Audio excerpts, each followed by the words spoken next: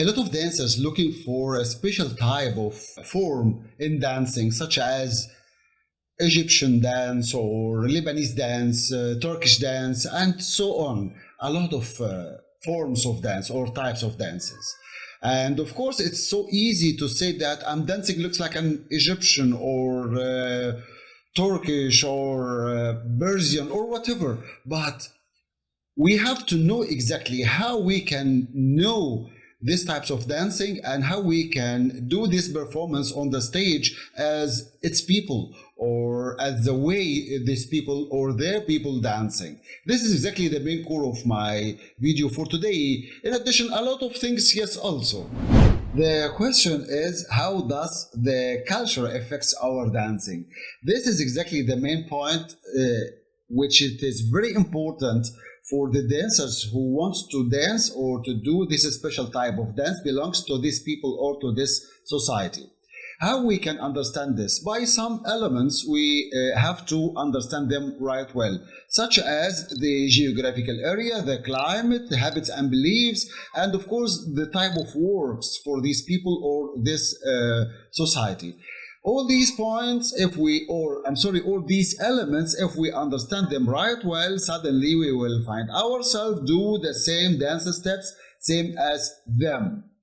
In Oriental dancing, of course, all of us, we know that we have some a little bit different shapes of movements we do, such as we are using our hands or our waist in a special way, or sometimes our legs when we move or something like that, which belongs to some of these or many of these societies. So we have to be careful to understand exactly and to choose the correct dance steps when we're going to say that we're doing this type of dance which belongs to this people or to this society.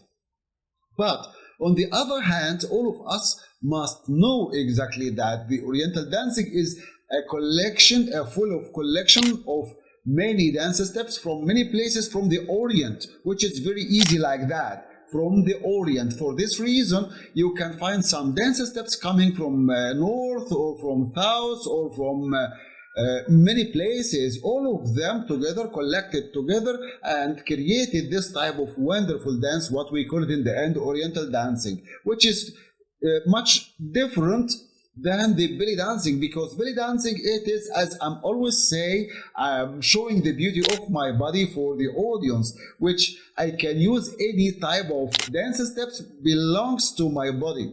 Both, by the way, let me explain to you this point. Both the belly dancing or Oriental dancing, I show the inner feeling or the outer feeling for the audience, show it to the audience, which is okay, no problem in this. But the main point is, in Oriental dancing, we have much more folk dance steps, which help us in this Oriental dancing, which all these dance steps coming from many places all over the Orient area, but the belly dancing belongs to all of us. We can use whatever, any type of dance step that can help us to show the beauty of our body.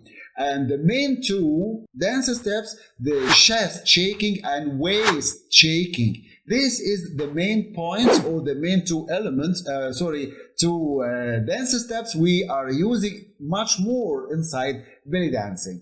Of course, we're using them also in Oriental dancing, but not too much same as in belly dancing. This is exactly the difference between both, and of course, we are dancing to explain our inner feeling or outer feeling. We spread it to the audience. If the audience understand us right well, it will be a good connection between both of us.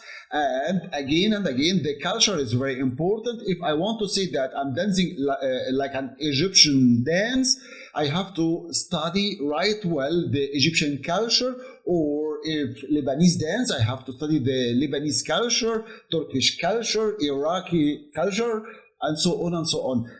I'm not saying that I have to study all the Egyptian culture as it is, or as a huge culture, but only the part or the area I want to perform or imitate them like this way. And by the way, when I say imitating now, I see most of the dancers, they imitating each other.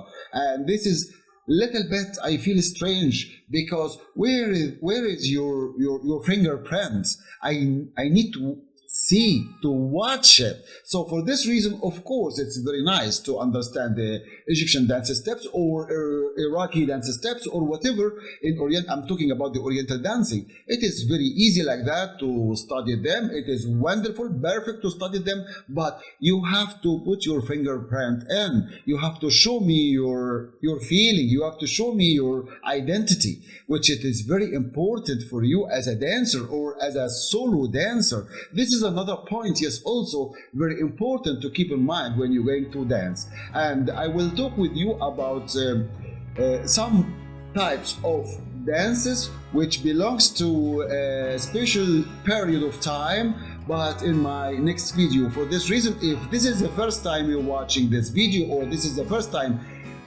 visiting the channel, make sure to hit the subscribe button below to receive my next video, which I will talk about much more the periods of dancing, some types of dancing we use it or we perform it in a special time, not every time all the year.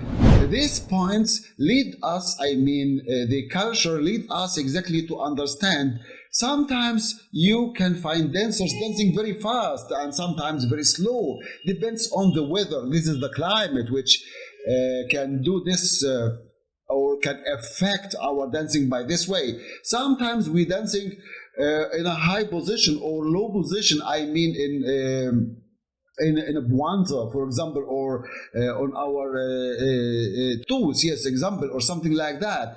Why we doing something like this? In Oriental dancing, we can use it, but why we use something like that, and from where it comes from? Exactly from these people or those societies who live over or onto the mountains. When they climb the mountains, of course they are using their tools to climb these mountains. So this is exactly also why we have this type of dancing like this way.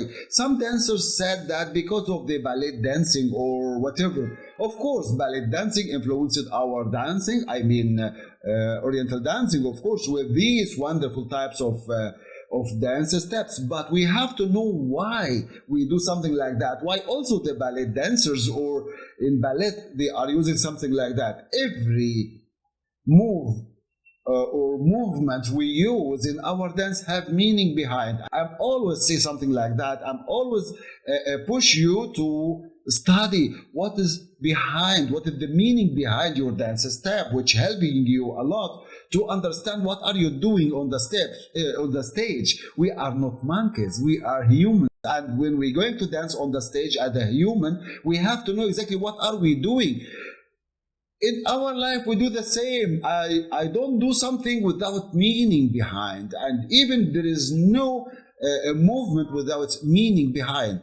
So what about dancing, which it is created on the behavior of human or the feeling of the human? For this reason, I have to understand exactly the meaning behind the dance steps, what I'm doing on the stage or performing on the stage. This is one point can help us a lot when we're going to do our Oriental dancing. This was my video for today, which I hope you like it. And of course, I will be waiting for your comments or any question you have. Thank you very much and see you in my next video.